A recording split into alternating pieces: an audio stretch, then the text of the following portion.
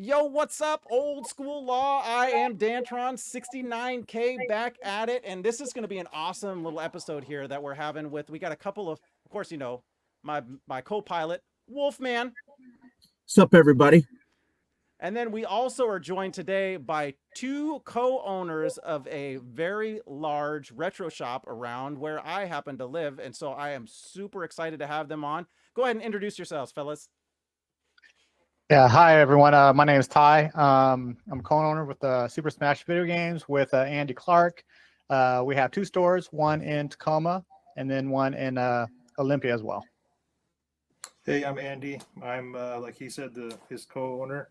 With Super Smash, we're pushing I think 14 years now this month, so something to look forward to.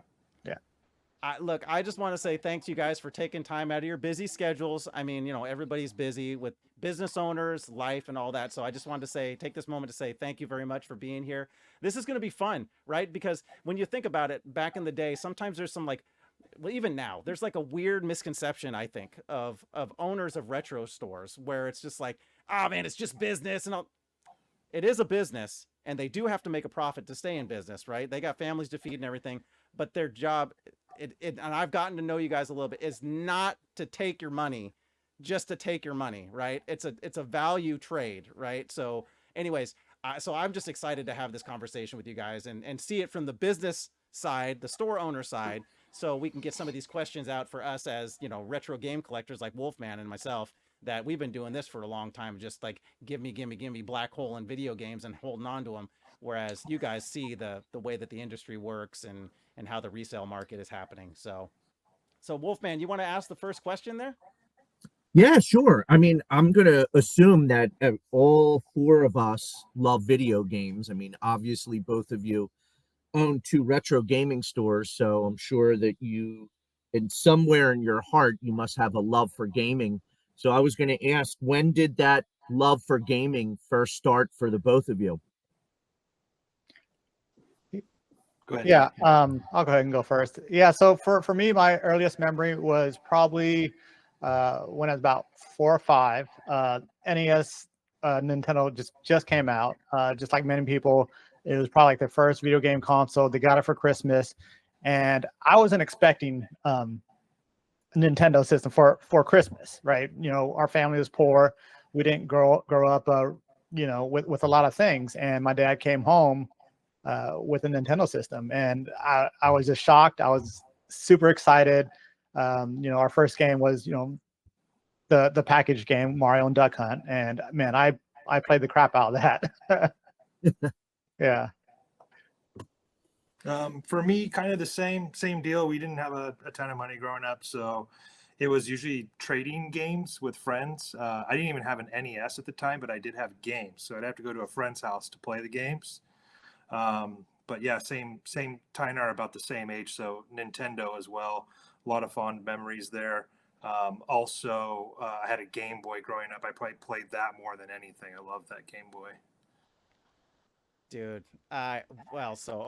so for me, I know some of the people on the podcast have known I was just like you. First main system was, well, actually it was in television, believe it or not, and Nintendo was going to be the second. So I think I'm a little older than you guys, just by a little bit. But the Nintendo I wanted, but again, we didn't have a whole lot of money, so I went to as far as kind of creative. I actually made a Nintendo out of a shoebox, like covered it in paper, made it look like a Nintendo, actually made the flip top, made the games, and I actually made like drawings of the games just to drop hints to my parents that this is what I wanted. And and it was like that for a long time, dude, long time, because and television's fun, it's fun, but my friends were playing like Mike Tyson's Punch Out and stuff, and and I'm sitting here playing. But Burger Time was great, but that was pretty much it. That was the only game that I liked on Intellivision that we had. I just imagine you blowing into paper carts. No, I didn't know, right? I didn't. That was way back where like we didn't really know that kind of stuff, and I didn't own it, so I didn't do. I mean, I would play over at my friend's house and stuff, but they weren't even blowing in cartridges or anything like that because everything was so new. It wasn't. They really didn't. They worked. yeah, at that point. But yeah, that's when my love of gaming started, and just the hangout sessions with my friends, just in there, sitting crisscross applesauce in the living rooms at their house with a shag carpet. And before the dad hurried up and came home, because then he's gonna be watching football, right? So it was Yeah. like we got to get our gaming in. But that's what I remember. Well, that was what hooked me. What's up, Wolf? So for me, it's slightly different. I mean, we were probably middle class, but the advantage that I had is that my dad was a gamer. So my dad is the one that I guess he was into pinball and stuff, like the early mechanical pinballs. We had a pinball machine in our house called Firecracker, but I remember when he introduced me to the Magnavox Odyssey, and I was kind of like blown away. I was like, wow, this is awesome. And then from the Odyssey, we went to the ColecoVision, and I was, my God, the graphics were so much better. I couldn't even believe it. So I think we were like all hooked on ColecoVision. And then I remember the Atari, of course, 2600 and 7800. I don't know, we somehow bypassed the 5200. But the Nintendo was really, for me, that was the system where, like you guys, um, I know you said you trade it with your friends and stuff, Andy, and same here. I mean, I remember going to school with a couple games in my backpack, and we would go over to a friend's house and play.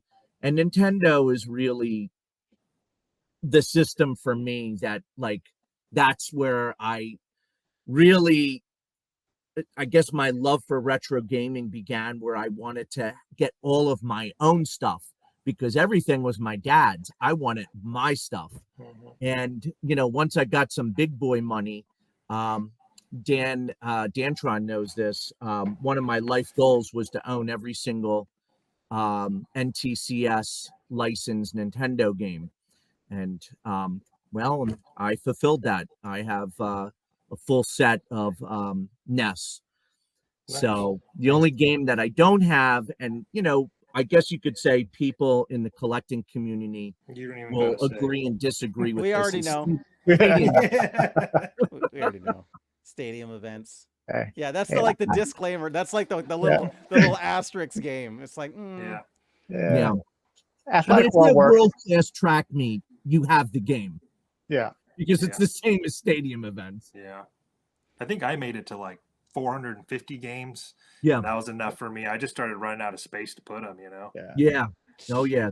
They definitely take up space. bro, you're speaking my language. Like I got games everywhere. Like I have some that are like displayed in the green room. That's nice, and people go, "Whoa, you got a ton of games." I'm like, that's like maybe a third of all of my games because they're just like in totes, and I have them like just in random hidden spots. I'm like, all right, I got PS3 stuff over here. I got my Xbox 360 stuff over here. It's just Hmm. yeah, it's just a lot of space that it takes. Hmm. But man, all right, I got the next question. I got the next one. All right, so, um, all right, and this could go just you as a kid, right? So that could be all the way up through high school or whatever. But what were some of your favorite games? Give me like two or three of your favorite games for which console that you remember sinking a ton of time into growing up. Maybe Ty can go first. Okay. And then Yeah. We'll just circle it. Yeah, sure. Sure. I mean, I had tons of memories of so many like great games growing up and playing. Mario 3 when the Wizard came out. Ninja Gaiden was another one I loved, and I just loved the music, the soundtrack from Ninja Gaiden. Zelda, that's another great one that I just loved. It was just like, Hmm. yeah, Mike Tyson's Punch Out. So a lot of Nintendo games that I just loved. I will, yeah, I could probably go on and on. Mega Man's, those are all great games as well too. I love your shirt, by the way, Dan. Yeah, you like that? As soon as you Yeah, said that, Mega yeah. Man, dude, Yeah, so I catch people off guard because I wore this to church. This was my church garb, and people are like, "Oh, that's a cool shirt. What are those?" I'm like, "Yo, don't Yeah. talk to me." No, I'm Yeah. just kidding. If you don't know what this is, don't. No, I'm just kidding. But yeah, it's right on Mega Man for sure. Go ahead, Andy. What you got? Yeah, I've got a lot of the same ones. Some of the ones that weren't mentioned, maybe like Game Boy's got a special place for me. So like Super Mario Land and 6 Golden Coins. That's a really good one. I'd say probably my top game was Link's Awakening. Oh, yeah. Mhm. That game is just like pure magic. I feel like not enough. I still run into people that haven't played that game, and it's such a good game. That's what kind of got me into gaming to begin with. Dude, people don't know, like, that game is like the first game that you're not like fighting Ganon. Like, and Yeah. it's totally Mhm. different, but yet it feels like Zelda. I mean, like, you wake up on an island, and it's just, yeah, I have that game. I freaking love that game. And you're right. I think it's one of those hidden gem games that people know about, but they don't really. I think it's maybe because it was Game Boy Color, and it was in that in between time, right? Game Boy Color was right around when N64, so people are kind of like, were they really going to go that way? And if they were playing Game Boy stuff at that point, they were playing Pokemon. You know what I'm saying? There was a lot of Yeah. that kind of stuff going on. But I think that game, yeah, that game is freaking amazing. Yeah, I never played Pokemon. I feel for some reason that Zelda game kind of just took me on a completely different trajectory. I'm kind of glad because I'd probably be broke buying Pokemon cards now. Oh, dude, you know exactly Pokemon cards and all that. Yep, all that other jazz. Go ahead, Wolfman. All right, so for me, there was a game called a Miner 24-Niner. I don't know if you guys heard of that for ColecoVision. And I remember my dad, he couldn't get past a level, and he offered me and my brother some money if we could get past it. And we would get home from school, throw our book bag on the ground and try to pass the level. And he would be at work, so we'd have to pause the game until he got home when we did to prove that we got it so we could collect whatever he offered, couple bucks to pass the level. But for me, it's a lot of the same titles that you guys said. I mean, Legend of Zelda like blew me away, with the map and all the secrets and stuff. I feel like I spent a lot of time with that. Actually, Dan, you're wearing a shirt that harkens back to some frustrating days for me, and that would be the original Mega Man on NES. I remember I could not pass this one part in Dr. Wily's castle. It was like this big creature with one eye, and he would like jump all over the screen, and then it was like I don't know if it was a friend or a Nintendo Power, where if you pause the button, you shoot him, and you keep pausing and pausing, your ammo goes, and you could like defeat him a lot easier. And I remember like once I got past that, I was able to beat the game. So it was really cool. But a lot of great games I remember too were on Super NES, because as much as I love Nintendo, Super Nintendo is holds definitely a nice place in my heart as well, with like Super Castlevania 4 and A Link to the Past, and the Mario game, and all that stuff. So I know I could go on and on, but Yeah, I mean, we those all are, can. Street Fighter 2. Oh my yeah, gosh. no doubt. I got Dude, stories. have you gone back and played Street Fighter 2 on Super Nintendo? It is so slow, It dude. is. And of Yep. course, if you get Super Street Fighter 2 Turbo, that helps a little bit, but that Mhm. game is wicked slow. And it actually, I thought it played way better back in the day, but now when you try and play it, it's like trying to play GoldenEye on N64 again. It's freaking awful. No. It's so I can hard still to play play. GoldenEye. I can still play. That's near and dear to my heart. Dude, it's near and dear to everyone's heart, but the challenge is because of now modern first person shooters trying to go back and play that game. I mean, any game that you have to Yeah. say no odd job, because you can't Yeah. pick one character because the character's just broken. Like that's Yeah. like, okay, that's not well balanced. Yeah. Single player, great. Trying to play multiplayer it's hard for me. It's hard. But I will say, so just like you, all the other games that we talked about, and I will touch on the Super Nintendo a little bit, because Super Mario World was a big one. Mhm. And then Donkey Kong Country. I mean, Oh, so yeah. we know all the NES ones, but that just built, I guess, my re-solidified my love of gaming again with the Super Nintendo. And then once we went into Super Mario 64, that was just at the right time. And then even PlayStation stuff like Symphony of the Night, like these are all just like, everybody knows these classic, and there's a reason why everybody knows these freaking games. It's because they're awesome, right? And so, and every single great game that was out just reaffirmed that this is something that's cool, I'm building memories that's going to stay with me, and that's why I think my heart hurts a little bit now with the way that I see modern gaming. You know, it's like these AAA titles and all that, they don't have the same soul, right? So like you play some older like Sega Saturn games and stuff like that, and they just feel different. Sega CD games like Pop Full Mail and stuff like that, they don't make those things anymore, right? And I don't know, it's just like rehashes of stuff. And don't get me wrong, I like the remakes of like Resident Evil and stuff. That's fine. But I'm talking there's a lot of cool, really cool indie games out there right now.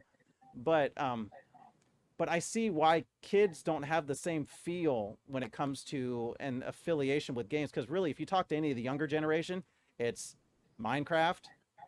Fortnite, Call of Duty. Call of Duty. That's pretty Yep. much it. Anything Yeah. outside of that, they're like, what are you talking about? You know, like, so it kind of makes me sad, but that's another reason why I love that I have all these retro games, because I'm introducing it to my nephews and my daughter, and then I'm doing these retro shorts, and then family members are finding it, because I don't advertise any of that stuff. I just do it, and if somebody finds me, great. But then they're like, dude, I totally forgot about this game. I totally forgot about that game. Newer games, you don't get that same feel. You know what I'm saying? Like, you don't hear any games like, well, maybe Dark Souls or Elden Ring, you know, because that was something totally different. That was a seismic shift on just how difficult games were, right? They're great. They reward you for getting good, right? But back in the day, we had like every game was a get good game. You know what I'm saying? We had, Yep. you know, like Ghouls and Ghosts, like talk to people playing those, like Super Ghouls and like good luck. Battletoads. All right, see you past level 3. So, Yep. Yeah. Yep. You got to ask yourself though, are these games, and this can go with any type of collecting, are these near and dear and special to us because we grew up with them? But I'll answer that too. I truly believe that you just can't. Maybe in the future they'll come out with good stuff like that again, but it's just, I don't know. I think you're right. Like there was like a golden era of development, and maybe it's just the people who created those games, and you know things have changed and we just don't get that anymore. It's weird how that works. Or is it Yeah. us? No. I just real quick, Dan. I just want to piggyback on what Andy said. He said the golden years of gaming. I agree wholeheartedly. I mean, Dan, we talked about this on a couple of our law episodes. What's missing from games today is the heart and soul of that era that we're talking about, and that's the fun factor that we're putting into those games. Today, these big studios, it's all about making as much money as possible and putting all of that money into graphics and sound. And, which is great. People want to see, a nice eyepiece and, all that stuff. But they forget like how fun Mike Tyson's Punch Out was. This puzzle game, where you have to figure out what each boxer's move is in order to advance. I remember Nintendo Fun Club and Nintendo Power. There was a rating system. It was like graphics, sound, fun factor, and then it was like gameplay or game control, where the 4 ratings that games were rated on. And fun factors just kind of missing today. They're spending all the money on ray tracing. Dude, Exactly. I'm not gonna get on my soapbox. It's all of the like pay to win type, live service stuff, and I don't know. I want to get back to a time where you bought a game and it was the game. I just did a short and it just brought this back to my face again, like Tekken 5, right? So when Tekken 5 came out on PS2, that is more than a complete game. Like you get it, there's like over 100 unlocks, all these characters. They actually had like 4 other games on there that you could unlock. It's like they don't do that anymore. Like that, it changed right around, like, you guys probably have seen it too, and you can, I'm guessing you'll agree or you'll have a conversation about it, but right around that 360 PS3 time, like halfway through the life, when they started going to downloading games from their marketplace, and they started seeing it's a lot easier to provide that, and it's a lot more cost effective for them. But remember, back in those days too, they would sell it for cheaper, right? So like you could download the game for cheaper rather than actually buy the physical game. And that's the way it should be today. freaking greedy companies, though, man. They Yeah. need to make that money. Just like make good games, make a good fun game that people are going to buy, not just some game that's going to look great. Somebody put it in, you're going to get like reviewers that are going to review it for about a week, and then nobody else is going to play it again. Like that's not that's not a way to make money. I don't know. Mhm. Yeah. It's frustrating. Yeah, I feel like nowadays they're really just trying to nickel and dime the consumer, right? So they're pushing out games that are unfinished, and Yeah. they're expecting you to buy them, and they're like, "Hey, we'll just patch it up," and then when they have the patch, it's like, "Hey, now you got to pay the DLC." So they're just like nickel and diming us these little things Mhm. when it's hurting us, right? It's hurting the gamers, it's hurting everybody in the market. And it's like, hey, we just want to play a really good game. They spend tons and tons of money in development. I don't know, the logistics of how the games are developed and everything, but it seems like there's a lot of money that's getting put in development, and it's not really shown. The product isn't really shown with the amount of money that's put in. Dude, That I'm makes any I'm getting sense. tired. Like Nintendo's killing me, dude. Like I'm tired of them Yeah. announcing a game and they're like, "All right, it's going to release, December 15th or whatever with available DLC at launch." And I'm like, "Forget you, dude. Like that's stuff that should be part of the game already." Why Yeah. Oh, and it's a game download too. Oh my gosh. Yeah. So It's a key this card. this is a great way to transition into, all right, so the way that gaming and the way that developers are pushing towards digital media, how has that affected you guys as far as building value for the actual physical retro market and collecting? How have you noticed a shift in the market? I would say, because you've been in it for 14 years now, so you've seen the big shift, and I would say it's really been pushing hard for the past like probably 4 years, 5 years, like when COVID hit. So Mhm. maybe even a little bit before. So what are you guys seeing as like what's a challenge that you're seeing? What's a trend that you think is going to happen? Just go ahead and just download for us and let me know. Yeah. Go ahead, Ty. Go ahead. Yeah, my personal belief is, a lot of people want something that's tangible. They want something that's physical that they can play. It's a complete game, and I think in our era, we're going to have people that's going to want that. But for like the next generation that's growing up, they're going to be used to the digital market. You see kids nowadays that are just on their phone, and they didn't grow up playing with what we played, right? So we went to the stores. There's cartridges that we can buy off the shelf. I think as time goes on, that's not going to be available for the next generation. It's everything's just going to be digitalized, and they're not going to have that same nostalgic feeling that we had, right, growing up and creating these memories. So I think for now, like, things are good. People are wanting the physical stuff, the tangible stuff, the stuff that they can just say, hey, I own this. You Yep. can't just take this off the cloud or the market and no longer own it, right? So people's going to want that. But I think as time goes on, and 20 years from now or so, I definitely think there might be a shift in the market to where, like, the kids that are growing up, like, I don't care about this stuff. I don't care. Like, for example, vinyls and records and tapes like that. You may have a few people, a few niche that care about that stuff, but 20 years from time, as time passes by, they're like, I don't care about this relic. It doesn't mean anything to me. I have no memories, no attachment to it. I see it from a couple different perspectives. I think the most important one, probably more so to Ty and I, since our livelihoods depended on it, is they're trying to eliminate the third party market. If they can sell you that game over and over again, and you can't trade it to a friend or into a store, they've succeeded, and they control everything at that point. So, but I think it's not important to see it from other perspectives, but I can't help but see it from other perspectives. Like, you might have a mother who's, her kids want some games, and it's really easy for her just to download it there. She doesn't have to go anywhere. I don't necessarily see it going away anytime soon, because all three, main, Nintendo, Sony, Microsoft, they've all tried to implement this fully, and they've all not succeeded. So eventually it's going to happen. I don't think it's going to happen that soon. But it is, the other side of it, it is pretty convenient to download something. I don't know. A lot of our customers, there's a huge, it's different. They want to come into a store. There's an experience that they have. They're able to find these games. You have collectors. It's completely different. You know, they're always going to want those stores that they can go to and find things. You wouldn't believe how many times somebody tells me, you know, I don't shop online. I'm down to like, you know, 4 or 5 games, and they're like, for a set, and they're like, I won't get this on Amazon, eBay, that sort of thing. I have to find it in a store, and I love that. Mm-hmm. Yeah, I think we're going to see the shift when we have, like, let's say for PS6, and you already see them with PS5, right? They have just the digital version, console only.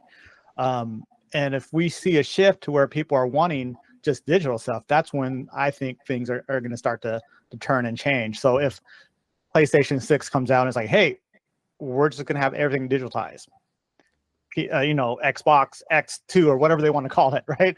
Mhm. Everything digitalized. I think once you get like the 3 big companies kind of agree and kind of, you know, do the same thing and have the same business models, I think that's when we will start seeing the shift and change. And then people are like, hey, everything's just digitalized. That's just the how way things. It's kind of like music, right? Like you go into music stores, you're not really buying anything physical. Everything's downloaded nowadays. Yeah, Yeah, music changed completely.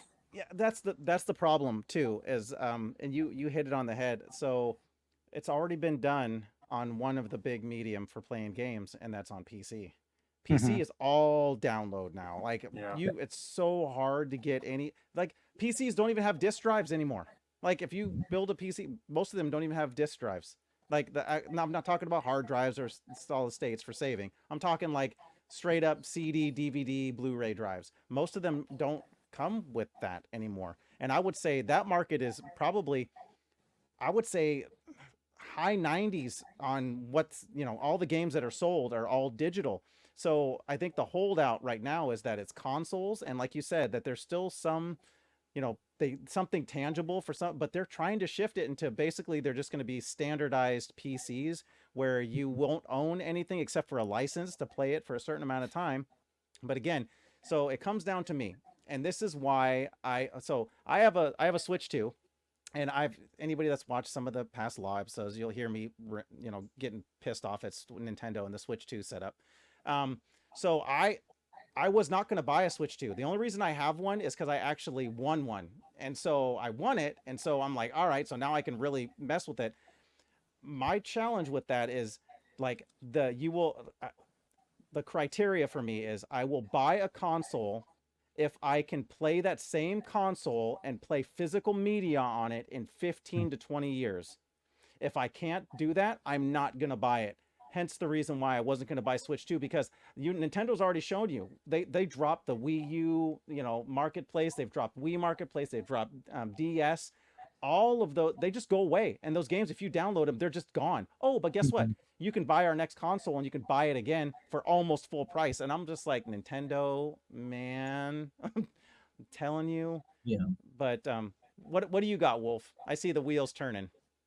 Yeah. I mean, I don't know. I mean, I'd have to ask Andy and Ty how they feel about this, but um, as these companies go more and more into digital, I would think like people, I know there's a certain amount of people that really want physical, like, and you know, and they're not happy with the wave of the video game future with what's happening, everything being digitized. So I wonder if that's only going to help, you know, your stores, you know, that people are going to, you know, I don't want to say revolt, but not buy these digital games, and they're going to want to say, you know what, screw that. I'm going to, like, you know, let me go into these retro stores and I'm going to buy, say, a PS3 or a PS4, and I'm going to buy physical media, and I'm going to maybe even start collecting it. So I wonder if that's going to play into your hand as companies, stubborn companies like Nintendo, aren't listening to their fans and, you know, seem like they're going away from physical media, because there's no bigger Nintendo fan than me. And I don't have a Nintendo Switch 2 yet, and I don't know if I'll get one.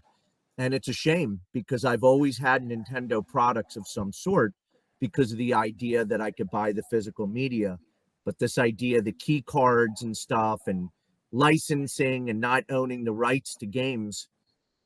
I wonder if people are like, screw that, and they're going into these retro stores and they're buying maybe like a GameCube or something that they remember growing up with. I would think that that would only help, store owners like yourself that sell retro games. But I could be wrong. I don't know. I think for us, it's not, we're a retro video game store. We sell other things in the store, but we would like to be known as a retro video game store. That's what we opened initially, and that's the majority of games that we handle there, and that's what we like. So the people that are coming in, they know what they're going to find. They know where they're going, and so I think in that regard, most of the people coming in the door, they're there for retro games. They're not in there for the newest gen stuff, I suppose. Right. Mm-hmm. Yeah. And Dan, going to your question, I think that's a very tricky question. I think people are at first, and this is also the speculation, and I can't forecast the future and what people is going to like in the future and want in the future. But let's just say tomorrow everything gets digitized, no more physical copies. I think we're going to see a wave of people coming in wanting to buy physical copies. Like, hey, I want to own this. This is mine. I own it. Nintendo, you can't take this away from me, right? Mm-hmm. So I think there's also a problem with that, because then we go into the economic side of things of supply and demand, right? So when supply gets short and demand gets high, the increase of these games are going to skyrocket, right? So, for example, Halo or something, right? I'm just using this as an example. Maybe a $5, $10 game. Everybody starts buying Halo. The supply gets short. The demand for it gets high. The prices increase. Now, let's just say a month from now, I want to go out and buy Halo. Now that copy of Halo that was $5, $10, maybe it's worth $100, $200. Now, as consumers, are you going to want to pay $100, $200 for that physical copy, or do you want to download it from Xbox for $5? Yeah, so that's that's really cool, because I was thinking the same thing. Like, I'm speaking to you other retro collectors out there, specifically right now. The physical media that is out there at the moment for retro games is not increasing. It's just not. What's been made is there. It is a finite amount already. Hence the reason why perfect game, Earthbound. Guess what? There wasn't a whole lot of those made. It had terrible marketing and all that, but there's a reason why it's expensive, and just that's exactly what Ty was touching on. There's only a certain amount of them, and I think that once it starts going digital, I think the younger generation personally is going to be okay with just not owning anything, because they're kind of just growing up in that whole digital age. But like Wolfman said, I think there's going to be a revolt for those that remember having the games physical, and they're going to immediately, and I already saw this happen. I'm just going to flat out tell you. So I did order. This was right around when, I'll tell you a quick story, right around when the Switch 2, their first like big direct came out, right? And they were talking about, and then all these questions came up. I can tell you it was released on like a Wednesday. And then and everybody's talking about Switch 2, and they were talking about these digital key cards and all this kind of stuff. And they started hinting, wait a minute, the physical games aren't going to be on all of the cards. It's going to be a small percentage that are going to have the full game on there. And then that Thursday, they were starting to get answered questions like on X and all that kind of stuff. Nintendo was actually, people were answering questions about and then all of a sudden the Thursday, I saw the retro market actually explode. And I can tell you the story specifically because I bought a disc only version. What game was it that I bought? I think I bought a disc only version of Silent Hill 2 for PS2 Black Label, and I bought it on that Tuesday. I bought it on Tuesday, so it was being shipped to me. I bought it on Monday. It was shipped out Tuesday, and I bought that game. I'm not exaggerating. Disc only was like $55, disc only for that. That Thursday, when I saw all of a sudden, because I was watching some games, I was like, "What is going on?" I looked back at my search for that Silent Hill 2, and they were $120 disc only. Within just from that Wednesday when Nintendo did that, because I think it's what I'm talking about is like the market, people realize like me, like, nope, this is not how I want it. I'm going to go back and I'm going to start buying, like what you touched on, Ty. I'm buying the stuff. It's going to be mine. But then again, there's that shift that it's finite. There isn't going to be new versions of this game. You either get this game now and hope that that it's going to be around. Like, perfect example was Castlevania Bloodlines. I never see that game out anymore. I haven't, and I put it off a ton of time, a long time ago. I could have picked it up earlier. I didn't. And so then it's like, all right, value proposition. Am I going to see this game again out in the wild? I don't know. Maybe not in this good a condition. You know what? Pull the trigger. But that's what I think, that why your guys' shops are so great, is because you give people that opportunity to come in and say, hey, what do I have here? What am I looking for? Bring in your list. Like, Andy, I remember before we even really got talking, you said, dude, just bring me a list. Come in, bring me a list. Tell me what you're looking for. We'll see if we got it. If we don't have it, and I'll see if we can find it somewhere else. Right? So that's something that people need to understand too. Retro collectors is just talk to your shop owners. Like, get to know them. They want to sell you stuff. I guarantee you. They want you to buy things from them. They're not trying to rip you off. Just talk to them. Don't just go in, oh, they don't have what I want, and walk out. Have a conversation. They're still people. Like, it's not just transactional. It's human to human contact. That's what I love about shops. And so, anyways, I'm gonna get off my soapbox again and let you guys just talk about this whole. Hey, on that topic, specifically with our store, and I'm probably other stores too, but when you come into our shop, what you see, we have more than double that, or we have the exact same amount just waiting to get cleaned, priced, and ready to go. So, one of our biggest problems is our level of cleanliness and testing of everything. It just soaks up and takes up a huge amount of time. So, just like Dan said, if you ask us, we're more than happy to go in the back and see if we have a copy of something that you're not immediately seeing out on the floor. So, yeah. Plus, Dan's pretty cool, so we just wanted to help. Stop. That's not it. It's just fun. Look, if it's a good place and you feel good about being in there and the people are good, like, just it feels right. It just does. If you find that you're looking for something and somebody else wants to help you get that, and it's like a legit, they want to help you get that, not like, hey, I'm going to take advantage of this guy. That's not the case. And I can't speak for every shop. There's a few shops that I've been around that aren't quite as much fun. But I can speak about your guys' shop. And that's the reason why I keep coming back to you guys, is because it's more like a human to human, like actual, like, retro people with a love for retro gaming in general, having a conversation. But again, it is a business, and everybody else that's going into a shop, you need to understand that you're not going to go into there and get like eBay prices. That's not how that works. They have other stuff that goes into it, and you guys can speak to all of that. but that's just something to remember, because your shop is great. Appreciate that. And if I lived in Washington State, you'd have another customer exactly like Dan, because I'd be in hounding you guys, list the whole thing.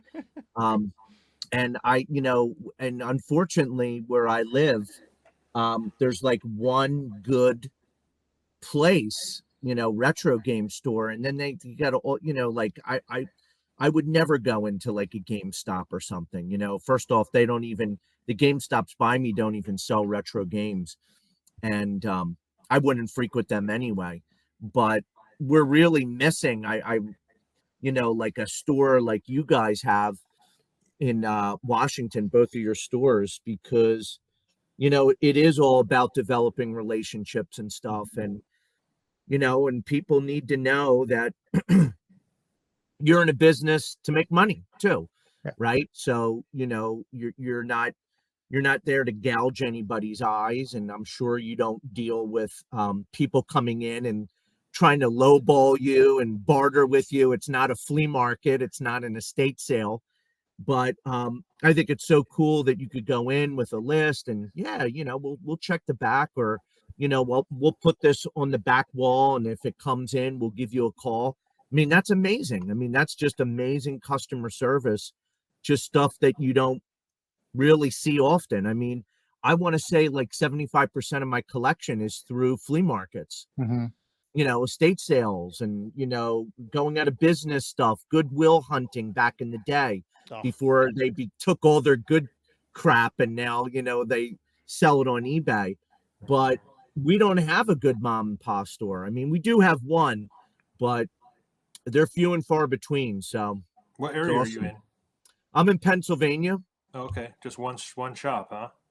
Yeah, man. And it's it's a little bit of a ride for me. It's like 20 minutes, but it's a lot like the way you guys run things because I could go in there, I can say, "Hey, I'm looking for this." Well, okay, Dan, we'll keep an eye out for you. We'll give you a call when we see it in.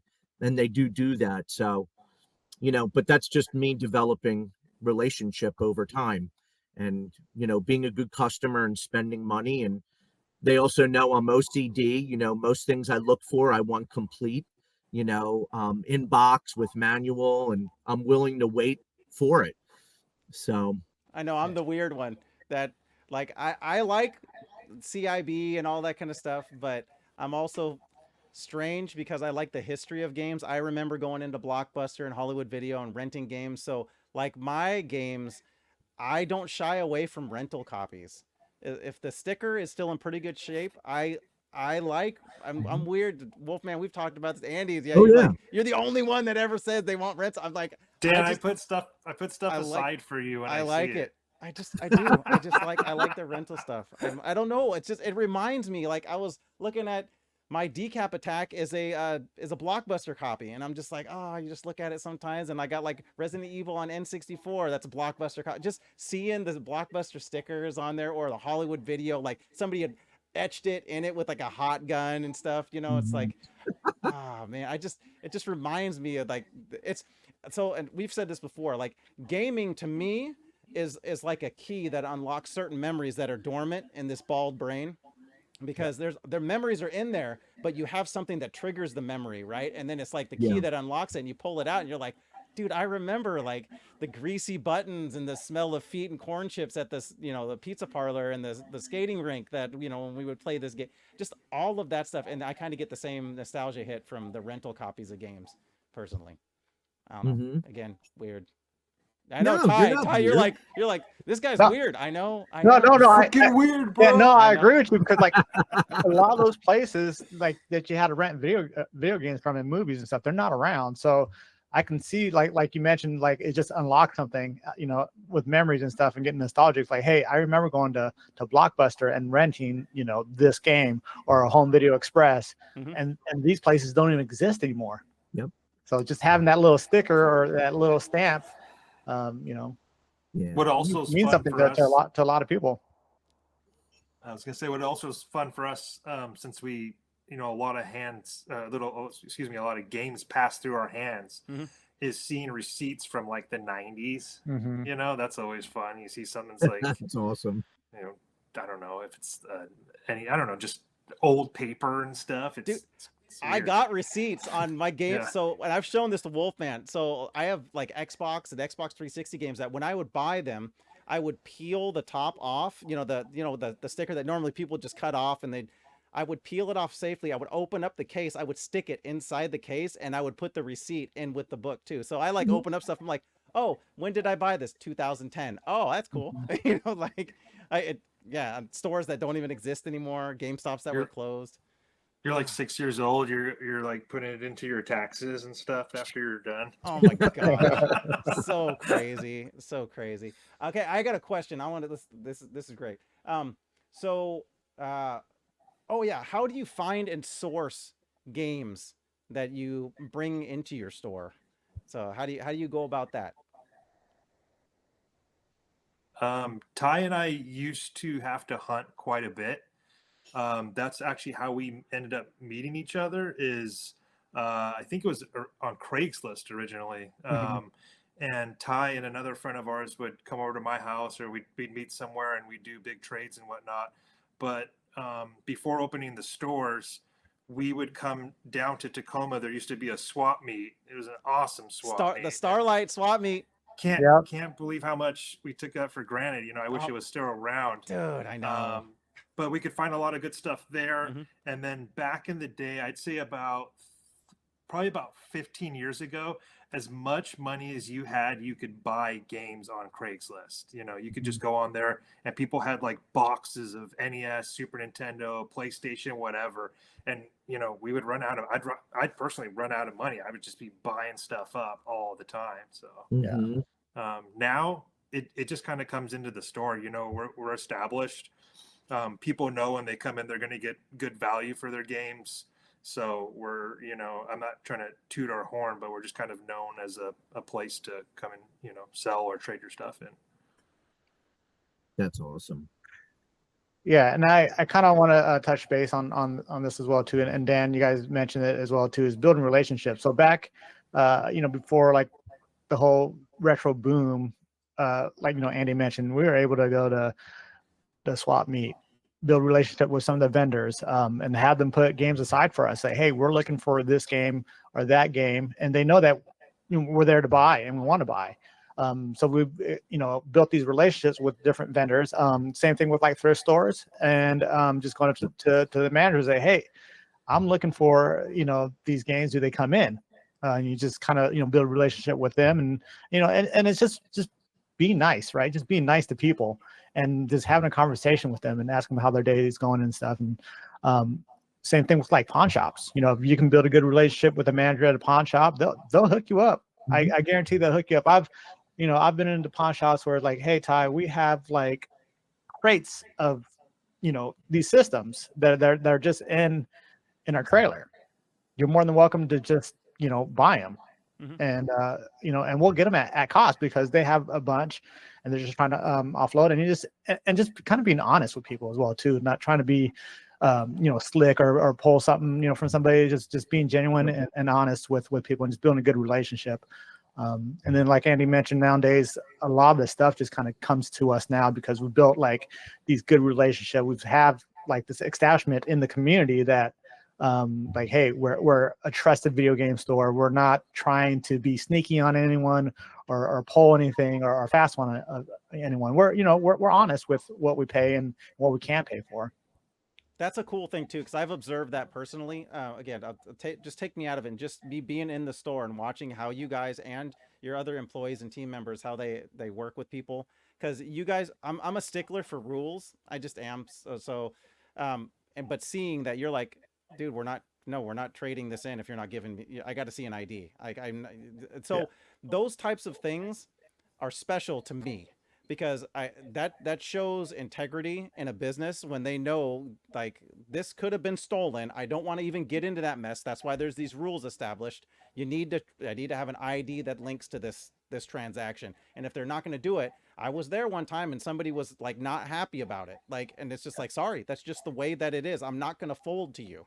Right. And so that's just to me those little things, right? It's all about not only the way that the place feels, but if you spend a little bit of time in a store, and it doesn't have to be a retro store, it could be any kind of a store, especially mom and pop stuff. You can get there's like a vibe check that you get, and there's certain little things, and they seem like little things, but little things become big things when you have multiple little things that line up with your thought process, your ethics. Then you go, you know what, this it does something psychologically to you that makes you go, I want to give them some of my money because I think that they stand for something that is lost in today's market when it comes to just selling product, because it's everything is so transactional. And a lot of times people they act like they want transactional stuff. I don't believe they do. I think they want like a relational transaction, not just a money transaction. So if somebody likes you and they trust Yep. that you're doing right by them, they're more willing to part with their money and give it to you because there's a thing with reciprocity, right? You're doing for me, I'm willing to do for you. And so that I just wanted to let you know, like I don't think I ever even mentioned this to you, Andy, but I look at that kind of stuff and I pay attention to that thing. And so that stuff is really important to me. And I know if it's important to me, I know it's important to other people out there. Yeah. On that note, I visited two shops in Tacoma today. Obviously, I'm not going to tell you the names or anything, but the vibe is just not there, and I'm looking at it freshly as I can from just being somebody who's in there to buy video games, Mhm. and my expectations are low, but it's just like, I think when you guys had mentioned the vibe and, it's like, if it's not there, it's just not there. And Mhm. it kind of kills the mood for everything. And it makes me reflect on our shops. And I'm like, what is it that, that people like, or what is it that we're doing correct? And I try to look at it, under different lenses, I guess. I think it is just truly important just to be polite to people, let them feel welcome. It's just the basics. Yeah. So just based on everything that's being said, I just want to kind of move to the next kind of progression in where this conversation's going. And that is, for me, I use a retro gaming app called Game Eye. And what it does is it kind of chronicles all of my games, kind of gives me a market value. It shows, my collection going up and down, my most expensive games, etc. I know game charting is a big one. eBay, current, what is it? Completed listings, sold listings. You could kind of get an aggregate or an average to get an idea what a game costs. I'm curious, guys, how do you determine the value and the pricing for your games? Yeah, that's a great question, Dan. So we have our own POS system, and I think we mainly base our market on, or the values on our market. And eBay and price charting does help us quite a bit, because we get to see like the overview market of it in general, right? So it really depends on the game and on our market and how fast the game sells for us. So I'm going to use a game for example, Super Mario Bros. 3. Okay. Let's say we have it for $20. On eBay, maybe it's 15. So we base that on how fast that game can sell, whether we have a lot of inventory of it. So if we have an abundance of Super Mario Bros. 3, if we have 30, 40 copies of it, we're going to lower the price. It may be cheaper than eBay. It may be $10 because we have surplus of it and we have to move it, right? So we can't keep that money locked up. But if it stops it and it's like, well, we have a high demand for this game and we only have 3 or 4 copies, we're going to have to push the price up because we can't keep this game in stock. Regardless if eBay price or price charting says, hey, this game is only 15. Right. Why are you selling it for double the price? It's just what our market demands in our area for that particular game. Yeah, I'm gonna touch on that just quickly.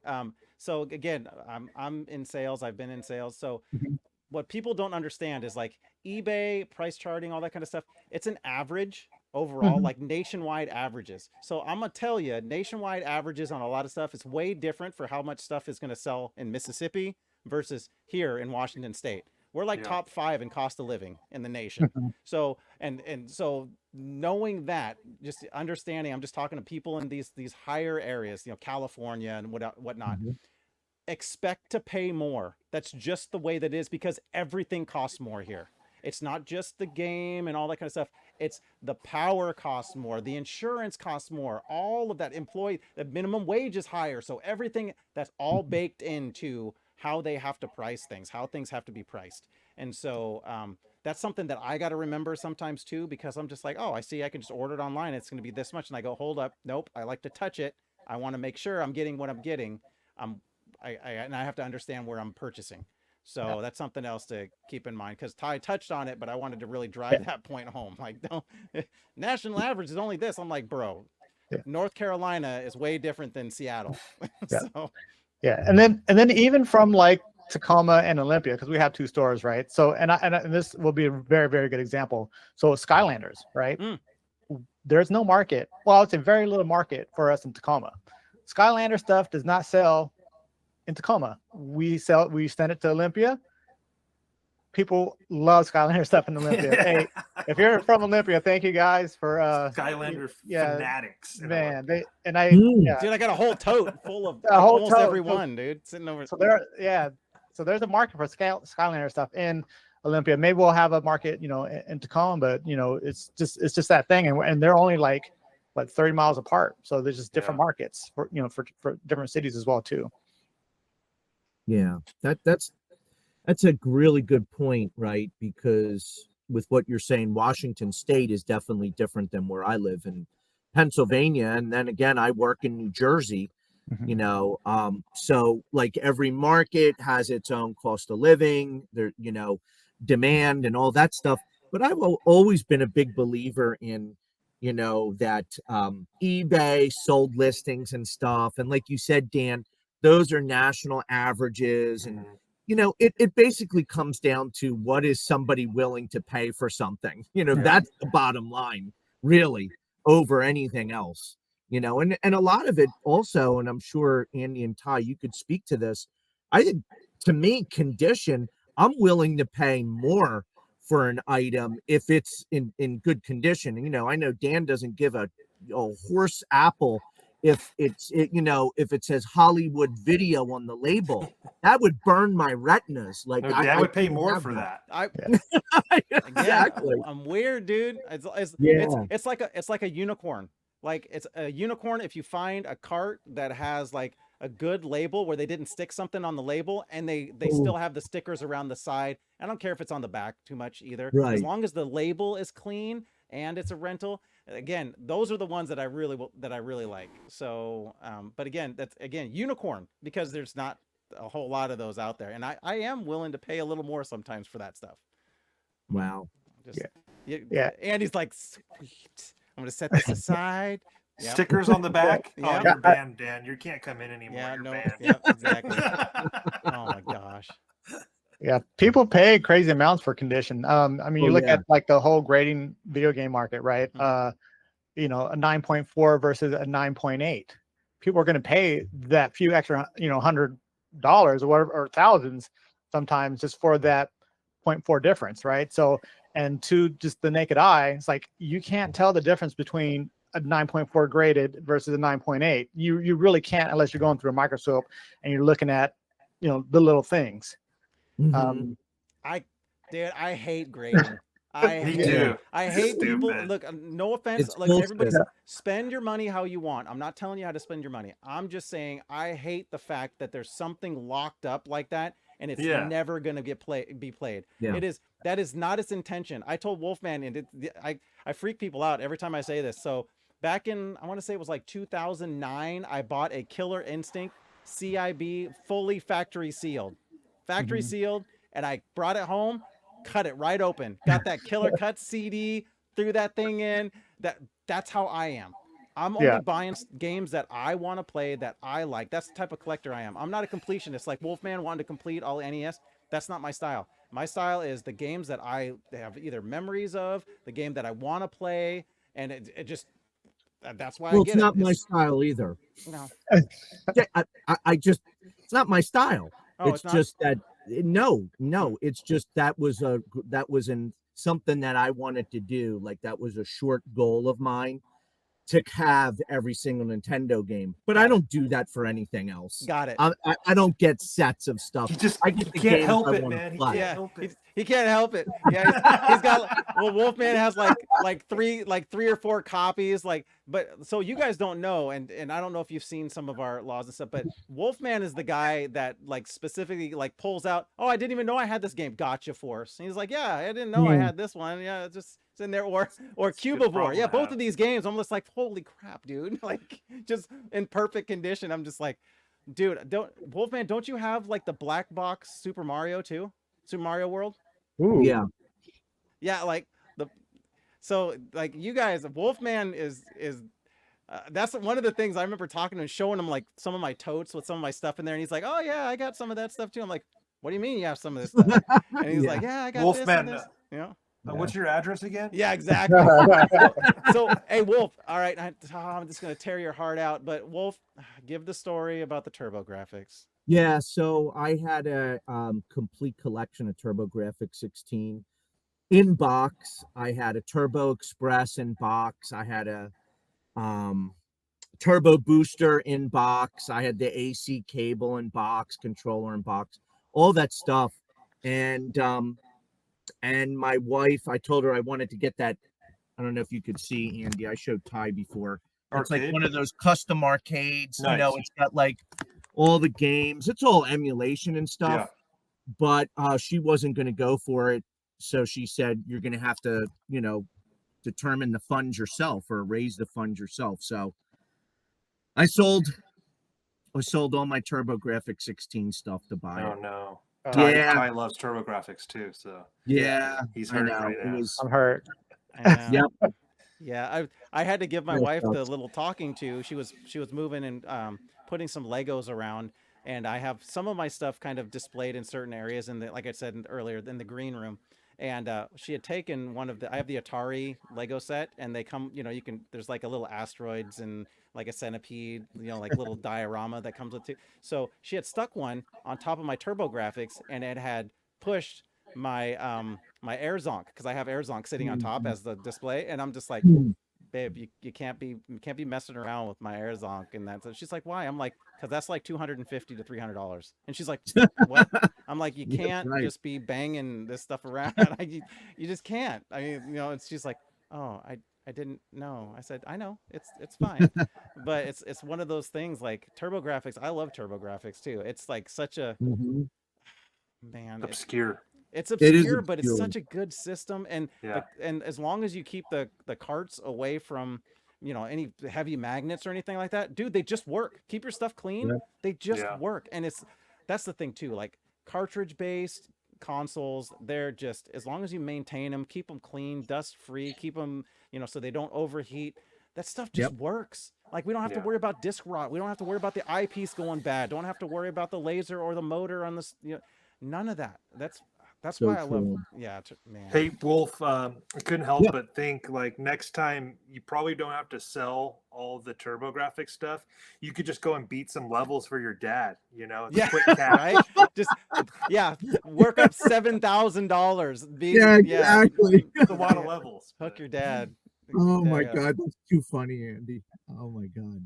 Seriously. I regret it, but it is what it is. I mean, I wasn't playing it, and like Dan said, I'm the type of collector where I want to collect it, but I also want to play it. I don't want it to be like you know, in some sort of box, or, you know, that stupid bullshit WADA, you know, which is such Yeah. a, you know, they're such frauds, and anybody that like buys their games like that needs to get their head checked. Didn't they just, I Um, think they just got bought out by PSA, didn't they? Yeah, I don't think Well, WADA good. is I don't think WADA is anymore. If I'm remembering right, I think they got bought out by PSA. Yeah, they were driving Yeah. up their own prices. They were Hmm. such frauds, man. Hmm. They're You know, Ty's looking it up. I'm ready. Yeah, I am. I'm not sure if like it's PSA or CGC or they're all in the same company, but yeah, they did. it's a monopoly. Yeah, I mean, pretty much is. They're all in the same. company, Venture but- capital. Hey Yeah. Dan, Yo. the other day I had a lady come in. This is like 2 weeks ago, and she bought a graded Switch game from us. I don't even know why we had a graded game in there, because I hate graded stuff too. But whatever. Uh-huh. She's super excited, and she's like, I've been looking everywhere for this, and I'm like, I'm showing her, you know, it wasn't even that expensive a game. I think it was like $120. I don't even know why they got it graded. They probably spent what, like $30-$50 just to get it graded. Right. So I sold it to her, and then she's just kind of like looking at the game and then looking at me, and I was like, you know, anything else I can help you with? And she goes, yeah, you're gonna like pull it out of the case, or and it took me a moment. I was like, oh, I was like, this isn't meant to be played. And then I have to explain to her what this thing is, you know. And she's like, And I don't ended up care. just Let's cut it open Dude. anyways. Okay. well, I even, you know, entertained the idea. I was like, you technically could still open this, but, you know, you're going to have to destroy this case. And I just gave her money back, but it was funny. You know, she had no concept of what that was. wow. Well, it shouldn't be a thing. Well, I'm not going to say that. Like, people collect differently or whatever, but I don't know. I don't get them as investment. You know, like, I'm never going to sell my stuff. Mhm. You know, as you noticed, Andy, I don't come in and trade. Yeah. I just don't. That's not my style. And so, Yeah. I don't know, that whole grading and factory sealed and all that kind of stuff. I'm not weird. down. Yeah. All right, so It's odd. let's finish this up with like one last question. And this is for Andy and Ty, of course. Give us a common misconception about owning a game store. Like, just it is broad, wide open, just a common misconception that us as consumers have about how those types of stores are run. I'm going to let Ty go, and I think he's going to have the same one that I have. So I want to hear what he has to No, say. I'm gonna have a different one. Okay. So a lot of people come in and like, wow, it must be nice playing video games all day at a video game store. That's what it is. That's what it I is? knew it. I knew Oh, you were going to but say that.